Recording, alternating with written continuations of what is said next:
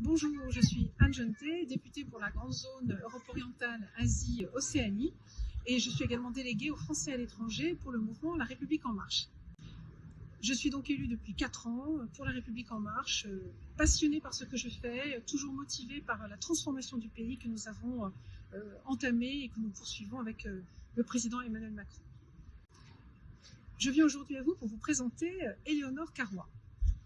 Éléonore est une jeune femme franco-suisse. Elle est votre candidate à l'élection des conseillers des Français de l'étranger qui se tiendra le dimanche 30 mai prochain. Ça, c'est si vous votez à l'urne, par exemple au consulat, mais qui se tiendra aussi du 21 au 26 mai si vous préférez voter par Internet. Éléonore est franco-suisse, elle est en Suisse à Genève depuis 6 ans, elle est avocate, elle est mère de famille, elle a 2 jeunes enfants à l'école française de Genève. Elle est donc très proche des associations de parents d'élèves et de tout ce qui concerne la communauté des parents d'élèves, des parents d'élèves français ou pas français d'ailleurs, qui sont à Genève. Éléonore incarne donc la jeunesse, donc le renouveau, la transformation des habitudes, des pratiques, des manières de faire. Peut-être d'ailleurs que certains d'entre vous ne savaient même pas qu'il existait des conseillers des Français à l'étranger, c'est vous dire si les précédents étaient actifs. Avec Éléonore, il en sera tout à fait autrement.